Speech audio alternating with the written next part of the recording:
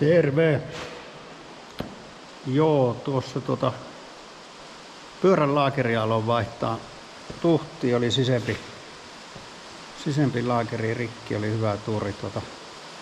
Talvella huomasin, tai viljaa muutaman kuorman, kun ajoin tuonne kauemmas, niin ekaa kuormalla sitten sattuin kokeille, että onkohan navat lämmennyt, tai tummaisissa on jarrut, niin kun ne on vähällä käytöllä, niin helposti jää sitten laahaamaankin, ja ne on vähän semmoset, niin eiköhän ollut sitten tuo niinku ojan puoleen takimainen niin napaa. Se oli vähän lämmennyt, ja vaikka siinä ei ole jarruakaan, tuossa on vain etummaissa. No, siellähän nyt on jo laakeri ottanut, ei se mikään tulikuuma eikä kärynyt, mutta selvästi jo lämpimän ja kuuman väliin maastossa, niin laitettiin siinä sitten rasvaa siihen aika reippaasti, ja ei se seuraavalla kuormalla enää sitten lämmennyt. Kun sain ne viljat ajettua ja kevätkoneita otin hallista pihalle, niin sain ne koneet pihalle, ja sitten tämä kärry ajatteli, että laitetaan sinne pihaan perille, kun sitä ei taida kesällä enää tarvita. Niin ennen kuin syksyllä vasta sitten niin peruutiin se sinne ja jätin sitten tuon traktorinkin sinne pihaan kun hallin perille. Ja lähdin siitä sitten kävelee tuolta pitkästä hallista pihalle, niin siinä oli yksi laakerirulla siinä lattialla, ja kyllä hetki miettiä, että mistä tämä on, kun se oli vähän mankeloitunut siinä laakerin koolin välissä, ettei se ollut semmonen rullan niin kuin näköinenkään enää, niin ja sitten vielä kun otin sen kätteen, niin se oli kuuma, vaikka tästä 200 metriä ajoin vaan tuonne hallille tyhjän kärryn, niin se siinä vasta ihmetytti, kun se oli kuuma vielä. Mä että mistä ihmeestä tämä on traktorista tippunut tämmönen osa. Ja pähkäili siinä, ja ei enää auttanut, kun mistään ei vuotanut öljyä kumpikaan traktori, eikä kaikki pelasi, ja ei siinä sitten syömään. Ja koko ajan mietin sitä, että mistä ihmeestä se osa on, niin sitten muistiin sen lämpenemisen, ja sai syötyä potut, niin lähdin heti tuonne hallille kahtoo, että näkyykö siellä sisäpuolella tuolla pyörässä mitään. Niin siellähän arvotti väliin ja pölytiivisten rikki, niin mutta no sehän pitää ottaa tässä sitten työ alle. Nyt tilasin siihen hyvää koneita, laakeri, pölysuojan ja laakerit. Siellä oli näitä, mikä napaa tämä on, GNK vai KNG, mikä se on. Varausia kaikkiin nappoihin, hyvää verkkokappa siellä, niin käykää kahtoo, jos tarvittaa pyörään laakeri- ja jarruosia näihin traktorikärryihin. Joo. Ollut kyllä niin touhu viikko taas, että alkanut autosta loppuun niin ajoaika, niin nyt maanantaina kummastakin, niin maanantaina kävi hylsyyn hakkeen tuohon hiluksiin alapalloni vielä, ja mikä ihmeellisintä, niin takapyörän laakeri. Ne on nyt tilattuna. Siihen sai kuukauden ajoaikaa ja ne vaihtaa. Sitten tuo henkilöauto nyt oli viikon homma, niin kun sitä kannattaa käydä yrittämäänkään, niin nyt sai sen justiin valmiiksi. Monenlaista nuppia ja nippeliä ja etuiskarit ja jarrujuttuja siihen piti korjata, niin maanantaina käydä yrittää sitä leimalle. On mennyt muuten sitten tarkemmaksi nyt tuo katsastus, että niin en mä uskokaan, että se oli tuosta katsurista kiinni tai konttorista, että kyllä se perusteli sitä, että asetukset on niin paljon tiukentunut, että ja valvonta sitten, että jos niitä voidaan tien päältä ottaa niin kuin katsastettuja autoja ja ne Trafi sitten itse katsastaa ne. Ja jos ne löytää sitä semmoisen vian, mitä katsastusmies ei ole löytänyt, niin se saa lähteä lomille sitten katsastusmies, että naisi väitti, että otetaan luvat määräaikaisesti pois. Ei voi kahtua läpi sormien.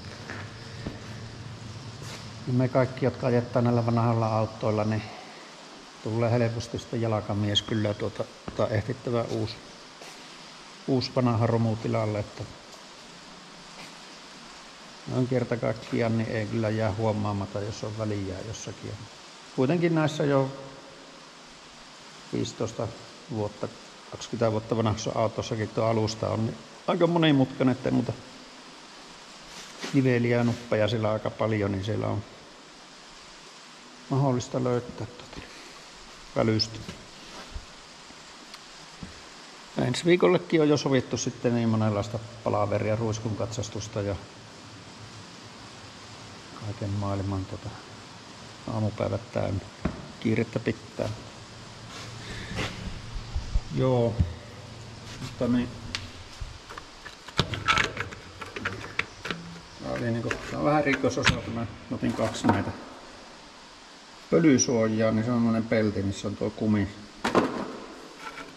Tää on nyt hyvin putsattuna tässä tämä napa. Ja onneksi ei vielä tuo kooli tai itse tuo napa-akseli vaurioitunut, niin selviää laakereen vaiholla. Ja se on nyt hyvin puhistettuna tämä ja tuo pyörä tuolla, niin kasaan tämän laakerin tähän ja hyvät vaseliinit uudet tuonne ja säädän tuo mutterilla tiukkuuden sopivalle ja niin sitten laita niin paljon vaseliinia tuonne, että se tulee läpi tuosta ja laakereiden välistä ja sitten vaan pölysuoja päähän päälle. Mä oon kyllä rasvanut näitä, mutta mä luulen, että se on pikkusen niin kuin alimitoitettu tuo, että tahtoo näillä tälläkin vehenällä, kun siihen tulee kukkura laitettua, niin vaikka tuo kuorma lähennellä sitten niin 20 tonnia. Ei nyt liki 19 tonnia, mutta ei tässä ole 17 tonnia vissiin tuo kantavuus. Niin. Ja sitten kun pannaan vauhtia tiellä paljon, niin se huonolla teillä niin huuppasee, niin se rasittaa noita laakereita, että se on jää vähän pienemmillä kuormilla.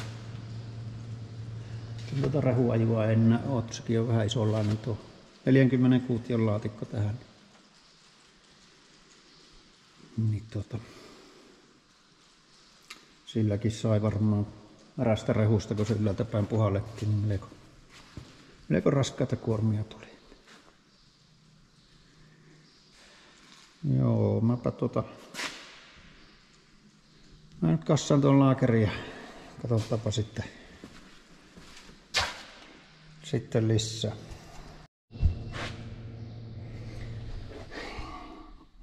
Joo, nyt siellä on uusi laakeri ja vaseliinia. Tällä vanhalla koolilla, kun halkasi sen saa pois, niin sillä oli hyvä lyödä tuon paikolle, niin ei hajota jo asentaessa uutta laakeria. Ja mä pukkaan tuon, se tuo napa tuossa pyörässä kiinni, niin tarjoaa sitä tuohon nyt suoraan paikalle ja sitten laitan tuon uloman laakerin siihen.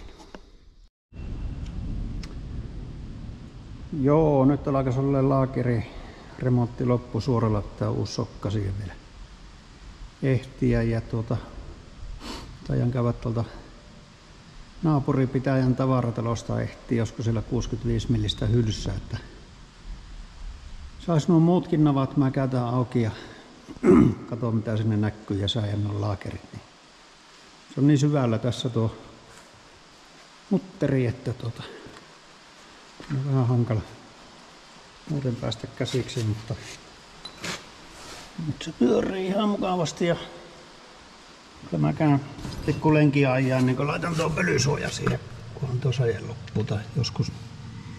Niin rasvat on laitettu, se mukavasti tuli nyt läpi tuolta ja nyt sitä on siellä ainakin ja täällä on tämä. No niin, ei näy mitään. Pölysuoja on siellä mukavasti paikallaan. Eli tuo on se niinku Stefaakin. Siinä on se huulos. Ukkonen jyrissä ja vettä sattaa. Kyllähän nyt vielä mahtuu tonne orraillekin, mutta ei tänne mitään jättisatteita kyllä näyttää. Tosi hyvät orrathan täällä on laajalti niitä. Tää niitäkin varmaan sitten tuossa. Voin käydä siitä näyttää, mistä viimeksi niitä kivejä ja kylviä. Joo. Tää nyt ei kovin vaativa remontti ollut. Mulla oli täällä telin välissä semmonen palikka tuolla.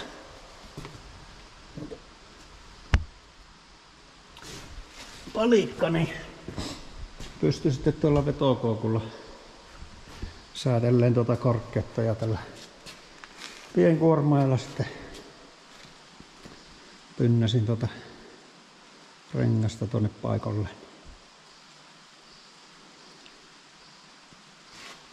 Semmoista tuli taas tällä kertaa.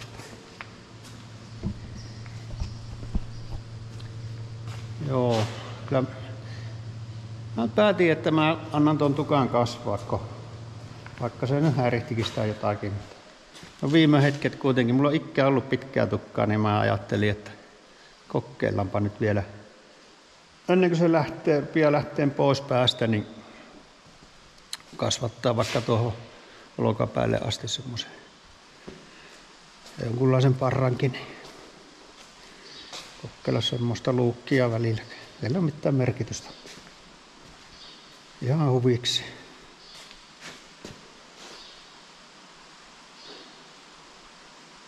Joo, kyllä itsellä ainakin on tärkeää, että pystyy tekemään itse näitä remontteja, että niin sen verran laihaa tuo tulovirta, että pitää kyllä joka eurosta koettaa pitää kiinni, että mitä pystyy itse omana työnä tekemään, niin tuostakin olisi pian 500 lasku tullut korjaa, mutta laakeri tietenkin tuli 145 € verollinen postikuluneen. Sitten tuli 20 pölysuojaa. Laakereitahan löytyy lähikaupastakin, mutta noita pölysuojia ei ole varmasti. Niin jos sattuu mulla on se maasiirtokärry, siinä on samanlainen peli, niin mä tunkkailla siitäkin niitä laakereita. Siinä on ajettu kohtuu paljon kanssa raskaita kuormia. Tällähän nyt ei ole ihan hirveästi ajettu, mutta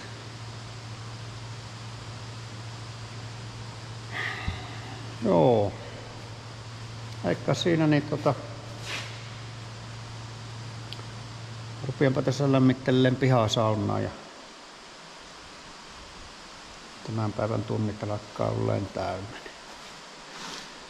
Palaamisiin.